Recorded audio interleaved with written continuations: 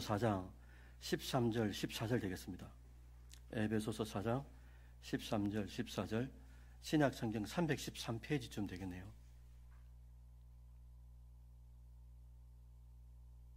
에베소서 4장 13절 14절 다 같이 함께 읽도록 하겠습니다. 13절부터입니다. 시작. 우리가 다 하나님의 아들을 믿는 것과 아는 일에 하나가 되어 온전한 사람을 이루어 그리스도의 장성한 분량이 충만한 데까지 이르리니 이는 우리가 이제부터 어린아이가 되지 아니하여 사람의 속임수와 간사한 유혹에 빠져 온갖 교훈의 풍조에 밀려 요동하지 않게 하려 함이라. 아멘. 예, 여러분들 앞뒤 좌우를 한번 봐주실랍니까? 오늘 보니까 아까 김양 집사님도 오셨고, 예, 안 보이던 분들도 이제 새벽에도 그렇고 예배 때도 보이시더라고요. 예, 너무 반갑고 그렇습니다. 오늘 설교 제목이 우리가 찬양 드렸잖아요. 이런 교회가 되게 하소서. 이게 이제 제목이 되겠습니다. 최근에 TV에 나오는 이 건강 프로그램을 보니까 체온과 면역력이라는 관계성에 대해서 방송을 하더라고요. 그 제가 방송을 보는 중에 저렇구나라는 걸 하나 깨달았습니다. 가령 이제 우리 몸의 체온이 1도 떨어질 때마다 면역력이 여러분들 몇 프로 정도 떨어질 것 같습니까? 온도가 1도 떨어질 때 우리 몸의 면역력은, 예, 정확하게 맞추셨네요. 30% 떨어진대요. 온도가 1도 떨어지면 면역력이 30% 떨어진다 그럽니다. 반면에 우리 체온이 1도가 높아지면 면역력이 몇 배나 좋아지겠습니까? 예, 의사 선생님께서 뭐라고 하시냐니까 5배. 5배나 좋아진다 하더라고요. 결국 우리가 강건하려면, 예, 속이 따뜻해야 된다라는 결론인 거죠. 사랑하는 권성 여러분들 어디 몸만 그렇겠습니까? 교회는 더 따뜻해야 하지 않겠어요? 추운 날 따뜻하게 모닥불을 피워놨습니다. 그러면 그 추운 날 노동하는 일꾼들이 모이라 말을 하지 않아도 어떻게 하겠어요? 사람들이 자연스럽게 불 곁으로 모여드는 거죠. 왜? 춥고 따뜻한 게 필요하기 때문에. 그런데 문제는 아무리 많은 새신자가 교회에 몰려와도 교회가, 예, 냉랭하거나 차가우면 새로 오신 분들은 진짜 세상에 없는 위로를 받고 싶고 평안을 찾으러 왔는데 이 냉랭한 그 교회에 남아있을 이유가 없게 되는 것 아니겠습니까? 오히려 기존에 남아 계시던 분들마저도 어떻게 하시겠어요? 떠나가는 현상이 일어나지 않겠어요? 여러분들, 지금의 시대는 치열한 경쟁의 사회잖아요. 그런 사회에 누군가를 따뜻하게 맞아줄 관대함이 이 사회에, 예, 많지 않습니다. 그래서 마태복음 24장에 세상 종말의 때에 일어나는 특징을 말씀해 주시면서 뭐라고 하시냐니까 불법이 성하고 사랑이 식어진다고 말씀해 주셨어요. 불법이 성하고 사랑이 식어진다. 오늘 새벽에도 하나님 말씀 우리가 들었지 않습니까? 잠언서 10장 12절에 뭐라고 하셨어요? 미움은 다툼을 일으켜도 사랑은 모든 허물을 가리운다. 미움은 다툼을 일으켜도 사랑은 모든 허물을 가리운다. 여러분, 그러면 이런 사회 속에서 교회라는 것은 어떤 것이 되어야 될까? 종교개혁자 칼빈은 교회에 대하여 이렇게 말씀해 주셨어요. 하나님은 아버지가 되고 교회는 뭐가 된다고 하시겠습니까? 어머니가 된다라고 말씀해 주셨어요. 왜 그렇게 말씀하실 것 같아요? 어머니는 아기가 태어나면 어떻게 합니까? 젖을 물리고 양육하고 키우죠. 교회도 영적인 새신자가 오지 않습니까? 그럼 교회에 들어오면 교회가 어머니가 되어가지고 그 영혼을 품고 아까 권사님 기도해 주신 것처럼 양육하고, 그게 이제 교회가 되어야 된다는 거죠. 본웨프라는 신학자가 있습니다. 이 신학자도 교회에 대해 뭐라고 하시냐니까 교회는 예수를 통해 세상을 보는 사람들의 모임이다. 여러분 가만히 한번 생각해 보십시오. 교회는 예수를 통해 세상을 보는 사람들의 모임이다. 그런데 우리는 때때로 종종 자주 내 생각대로 봅니다. 저 사람을 보는 거예요, 상대를. 내 경험과 지식으로 세상을 볼 때가 많죠. 그런데 보네포 신학자는 뭐라고 하셨어요? 우리가 세상을 보거나 상대를 볼 때, 사람을 볼 때 어떤 눈으로요? 예수를 통해서 세상을 보아야 된다.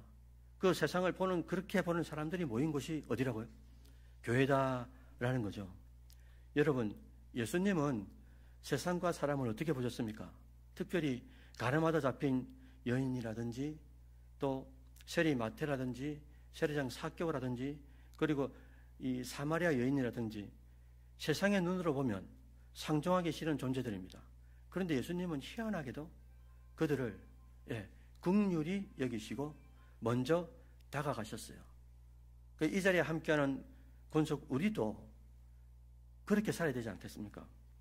그리고 기독교의 유명한 작가인데 필립 얀시라는 기독교 작가가 계십니다.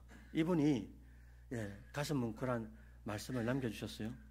뭐라고 하셨냐니까 교회에 대해서 말씀해 주시는데 여러분들 교회를 절대로 포기하지 마십시오. 이렇게 하셨어요. 이게 무슨 말일까?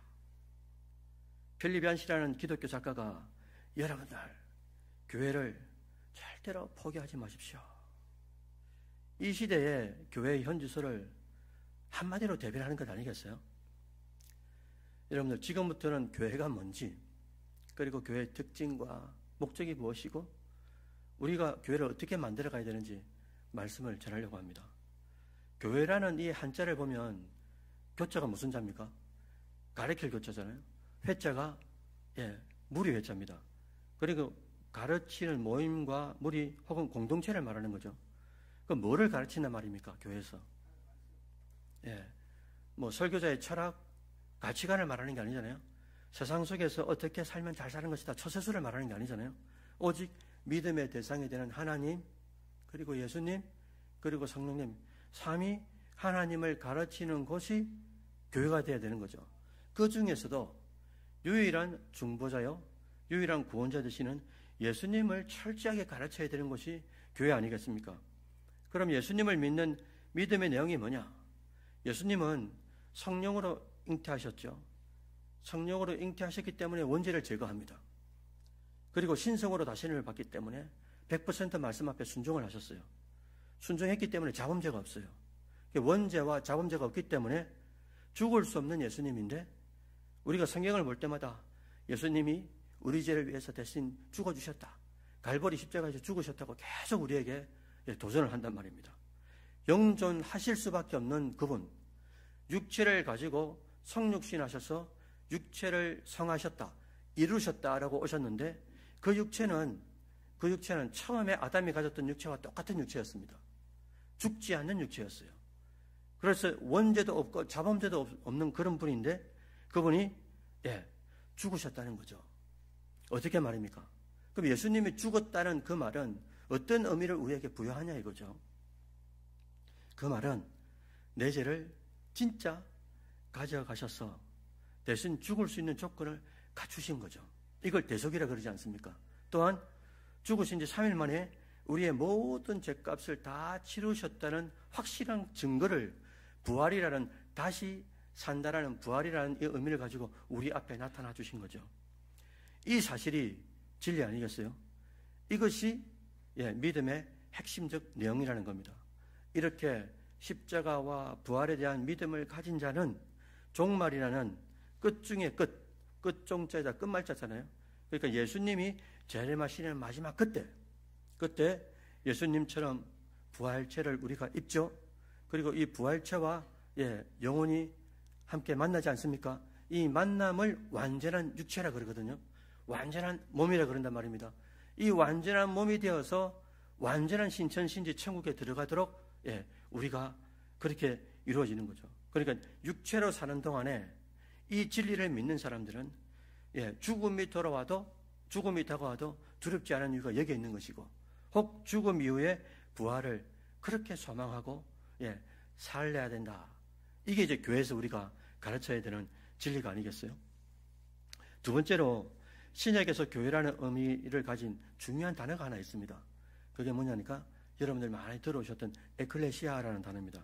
에크라는 뜻은 밖으로라는 뜻이잖아요. 그래서 우리 교회 보시면 저 뒤에 보십시오. 이렇게 사람 모양 해가지고 초록색으로 이렇게 등이 있지 않습니까? 원래 저걸 엑시트라고 영어로 밑에 그런 단어 있지 않습니까? 그 단어가 있는데 우리는 영어가 없네요. 이렇게 해가지고 저게 뭐죠? 뜻이 뭡니까 저게? 출구라는 뜻이거든요. 엑시트라는 말은 출구라는 뜻인데 여기 말씀하시는 에크라는 단어에서 엑시트가 나왔단 말입니다. 그리고 레시아라는 뜻은 뭐냐니까 부름을 받은 존재라는 뜻인 거예요. 연이어서 설명하면은 에클레시아가 뭐냐? 세상에 있다가 주님 안으로 부르심을 받은 존재들이 모인 곳이다. 그게 뭐라고요? 교회다라는 것이죠. 이렇게 모인 교회는 그럼 우리가 어떤 특징을 가지고 있는가라는 것을 살펴봐야 되는데 첫 번째는 다양성을 가지고 교회는 반드시 존재한다라는 거예요. 그래서 오늘 본문에 읽었던 본문의 13절에서도 위에 보십시오. 뭐라고 되어 있냐면 교회는 목자, 교사 여러 다양한 직분들을 말씀하고 있습니다. 교회 안에 여러 가지 다양한 직분들이 있다는 거죠. 19세기 미국의 대부흥을 이끌었던 무디는 영국에 집회하러 갔다가 존경하는 스퍼전 목사님을 만나고 싶었어요. 그래서 집으로 실제로 찾아갔습니다. 두근거리는 마음으로 문을 두들겼죠. 그랬더니 문을 열고 딱 나오시는 분이 누구냐니까 그렇게 허무하던 스펄전 목사님이 나오시는데 이 무디 선생님이 너무 놀란 겁니다. 왜냐하면 입에 파이프 담배를 이렇게 꾹 물고 마중을 나오신 거예요. 무디가 깜짝 놀라 혼잣말로 뭐라고 했냐니까 어떻게 목사님이 저렇게 담배를 피우시지? 이걸 혼잣말로 독배처럼 중얼거렸는데 이 작은 소리를 스펄전 목사님이 들으신 거죠. 스펄전 목사님은 얼굴에 넉넉한 미소를 머금고 이 뚱뚱한 이 무디의 뱃살을 콕콕 찌른 겁니다. 그러면서 이렇게 말씀하셨대요. 그러면 그리스도인이 어떻게 이렇게 배가 나올 수 있냐고. 오늘 이 밤에 혹 담배를 태우시다 오신 분들, 혹이 배가 나오신 분들 너무 슬퍼하지 마시기 바랍니다. 이게 뭐를 의미하는 겁니까, 여러분들? 예수를 믿으면서도 서로 다른 문화를 이해하지 않으면 오해가 생기는 거예요. 이 오해가 생기면 그 다음 나오는 단계가 뭐냐니까 딱 정죄라는 게 나오게 된단 말입니다. 미국의 주요 보수 교단은 술과 담배를 엄청나게 제약시하죠. 반면에 영국을 비롯한 유럽 교회는 어떻습니까? 술이나 담배에 대해서 좀 너그러운 편이죠. 미국에서 문제하지 않는 탐식이라든지 게으름을 영국이나 유럽에서는 크게 제약시한단 말입니다. 이렇게 문화의 다양성을 이해하지 않으면 오해가 되고, 오해가 뭐를 낳는다고 하셨어요? 정죄가 하다 보니까 서로를 다양성 안에서 피차 이해하는 것, 이게 대단히 교회 안에서 중요하다라는 거죠. 그래서 교회는 이렇듯 다양한 사람이 모여 있다는 것. 그래서 여러분들 여전도회를 만나든 어떤 회로 모이지 않습니까? 모일 때마다 저 권사님은 내 의견과 왜 저래 다르시지? 평상시에는 엄청 친한데 어떤 문제만 딱 생기면 왜 의견이 다를까? 라고 생각하시면 안 되는 거예요. 원래 다르다니까요. 다른 사람들이 하나님이 모여놓으신 거죠. 그런 다양성을 인정하고 서로 다양한 가운데 의견을 도출하고 결국은 무엇으로 초점을 맞추느냐. 그게 이제 교회 안에 관건이 되는 것 아니겠어요? 그래서 교회의 두 번째 특징이 있는데 그게 바로 다양함 속에서 하나가 되도록 만드는 통일성이 필요하다라는 겁니다. 이 통일성이라고 하는 것은 성경 하나 띄워주실래요? 갈라디아서 3장 28절이거든요. 이 말씀을 근거하고 있어요. 제가 읽어드릴게요. 너희는 누구라고요? 유대인이나 헬라인이나 그 다음 뭐랬습니까? 종이나 자유자나 그 다음 또 남자나 여자나 전부 다 어디에 있어요? 그리스도 예수 안에서 하나다라고 말씀하셨어요. 여러분 우리가 잘 알지 않습니까? 사실 초대교회 그 당시의 사회 문화의 각도로 볼 때 이게 혁명적인 공동체인 거예요. 왜 그러느냐? 2000년 전에 이스라엘 문화는 주인과 종이 함께 할 수가 없습니다. 그리고 여자와 남자가 함께 할 수 없었던 공동체인 거예요. 그런데 교회라는 문화, 교회라는 공동체, 교회라는 회가 생기면서 어떻게 되는 겁니까? 그 당시에 어떤 새로운 문화가 도입이 되고 그 가운데 획기적인 문화가 그 당대의 문화를 이제 점점 이제 물들어갔던 거죠. 오늘 본문 에베소서 4장 13절 보시면 이렇게 기록하잖아요. 우리가 다 하나님의 아들을 믿는 것과 아는 것에 어떻게 된다고요? 예, 하나가 되어야 한다라고 말씀하고 있어요. 이렇게 통일성을 이룰 때 결국 어떻게 되느냐? 어린아이처럼 되는 것이 아니라 장성한 성인으로서의 온전한 존재가 될 수 있다라는 것을 오늘 본문은 우리에게 이제 각인시켜 준다라는 겁니다. 여러분 혹시 교회를 다니고 교회를 섬기고 함께 어울리면서 저 사람은 저분은 왜 저럴까? 좀 이해되지 않는 사람이 있습니까? 그때마다 이렇게 생각하시면 어떨까요? 주님이 태환이를 볼 때, 주님이 여러분 각자를 보실 때 어떤 생각으로 보셨겠어요? 처음에 보실 때. 나처럼 독특한 존재가 세상에 어디에 있겠어요, 여러분들? 각자를 가만히 한번 생각해 보십시오. 그럼에도 불구하고 주님께서는 태환이를 용납해 주시고 이해해 주시고 거기다가 죽기까지 사랑해 주신 것을 우리가 잊어서는 안 되는 것 아니겠습니까? 그런데 우리는 교회라는 현장이나 사회, 가정 어디 가서든지 이런 각도로 예수를 통해서 사랑을 보지 못하고 예수를 통해서 사건들을 해석하지 못하고 내 기질, 내 성격, 내 감정, 내 지식 이런 것들을 계속 자리매김해간다면 이게 어떻게 되겠어요? 마지막으로 살펴볼 것은 하나님이 원하시는 교회는 과연 어떤 교회일까? 그러면 얼마 전에 제 청년부는 분회에서 1부, 2부 예배가 끝나면 이제 이사벨로 갔지 않습니까? 이사벨에서 청년부 예배가 이제 마지막 예배인가 그 전 예배인가 청년들한테 전부 다 쪽지를 돌렸습니다. 그래서 이제 온천제일교회가 새성전에 들어가는데 온천제일교회가 이런 교회가 되었으면 좋겠습니다 라고 한번 쪽지에 적어보라고 해서 한 20명 가까이가 적어냈습니다. 그리고 제가 이제 이 서목사님이 이제 가시고 제가 2달 반 정도 이제 초등부를 섬겼는데 초등부 아이들한테도 학생들한테도 제가 쪽지를 만들어가지고 전부 돌렸습니다. 야야야 이제 새성전에 들어가는데 초등부에 바라는 것이나 교회에 바라는 것 한번 이렇게 쪽지에 적어봐라 그랬더니 여러분들 청년들이 뭐라고 적을 것 같습니까? 또 초등부 아이들 각도로 교회를 바라볼 때 뭐라고 적을 것 같습니까? 청년들 중에는 이렇게 말씀해 주셨어요. 적어주셨어요. 어른들과 대화하거나 어울릴 수 있는 장이 많아지기를 원합니다. 이렇게 적었어요. 청년들이 외롭다 이런 표현입니다. 그 다음에 또 집사님이나 어른들하고 축구 시합을 하고 싶다.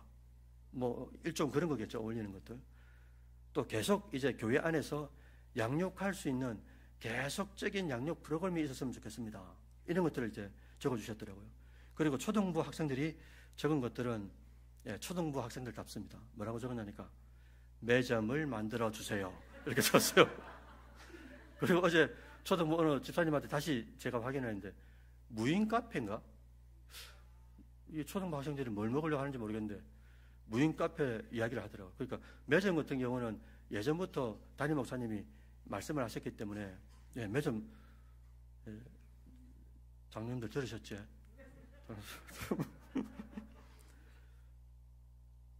여러분들 지금부터 전하는 말씀에 귀를 좀 기울여 주시길 바랍니다. 여러분 율법과 복음이 좀 다르잖아요.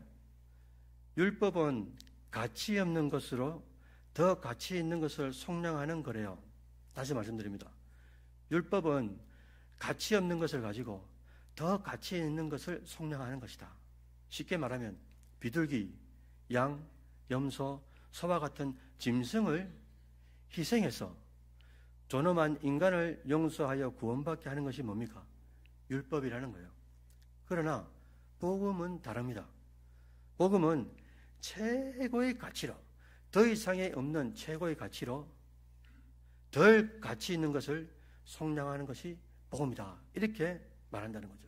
이 말은 존귀하신 예수님이 나 같은 죄인을 위해 십자가에 대신 죽어주신 것, 이것이 바로 복음이다라는 것입니다. 이것을 여러분들 교회에 그대로 한번 적용시켜 볼까요? 세상에는 두 종류의 교회가 있다라는 거죠. 하나는 율법적인 교회가 있고, 또 하나는 그럼 무슨 교회겠습니까? 복음적인 교회가 있다라는 거죠. 하나님이 원하시는 교회는 당연히 복음적 교회가 아니겠어요?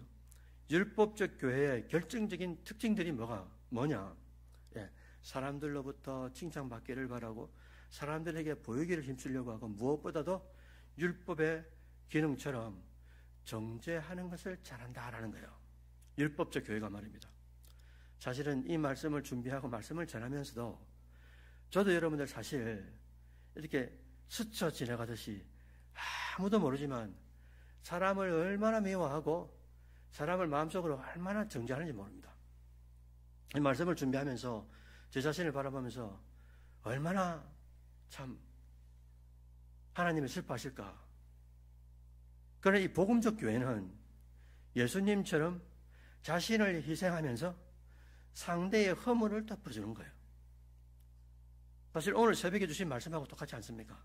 사랑은 모든 허물을 가려운다.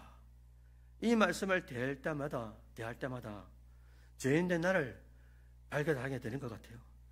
예수님처럼 상대의 허물을 덮어주는 그런 삶, 그런 성도가 한 명, 그런 성도가 두 명, 그런 성도가 온천지혜교회에 있을 때 하나님께서 이 연약한 심령을 어느 교회에 보낼고 고민하실 때마다, 이런 가치 없고 볼품없는 영혼을 어느 교회에 보낼고 고민하실 때마다 그런 성도들이 있는 우리 온천지혜교회, 맞다, 그 장로님이 있었지, 그 권사님이 있지, 그 온천지혜교회 있지, 그 집사님이, 그 교사가, 그 어린 영혼 하나를 위하여 힘쓰는 그 교사가 있대.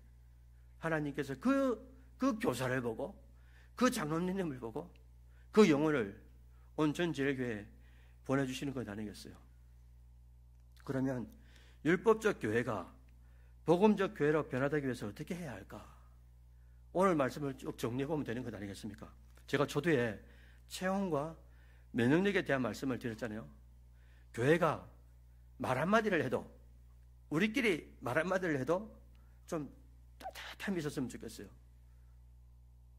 또한 하나님을 아버지로 모시고 교회는 어머니가 돼서 교회 안에서 계속적이고 지속적인 이 진리의 양육이 있어야 될 것이고, 또한 필리피안서 이 작가님 말씀처럼 무슨 일이 있어도 교회를 포기하지 마라. 여러분들, 교회 안에 왜 마음에 안 드는 교육자, 왜 마음에 안 드는 사람, 왜 저렇게 행정을 하는 거지, 그런 일이 여러분들 왜 없겠어요? 여러분, 그렇다고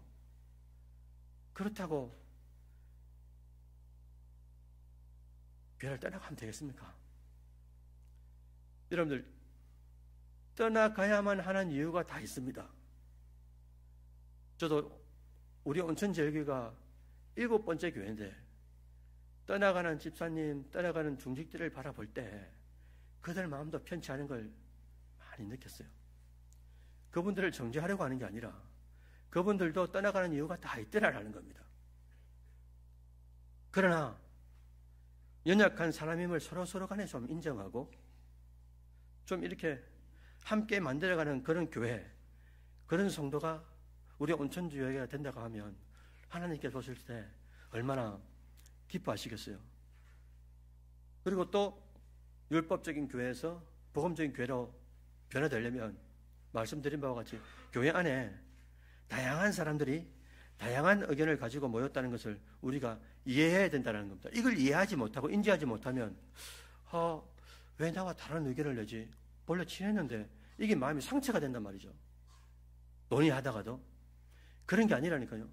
당연히 다른 겁니다. 다양한 사람들을 하나님께서 때로는 의도적으로 그렇게 모아주셨어요. 왜? 다양성이 삼위일체처럼 교회 안에 존재하기 때문에. 그래서 다양한 그 의견들을, 중요한 것은 어떻게 조정하고 어떻게 조절해서 예수님께서 기뻐하시는 대로, 다른 말로 하면 말씀대로 움직이는 교회가 되게 할 것인가. 말씀에 초점을 맞춰서, 예수님께 초점을 맞춰서 예수님 같으면 이것을 어떻게 할 것인가 라는 그 초점에 맞춰서 조정과 조절이 들어가는 교회, 그런 과정들이 꼭 필요한 것 아니겠어요? 끝으로 오늘 본문이 말씀하고 있잖아요.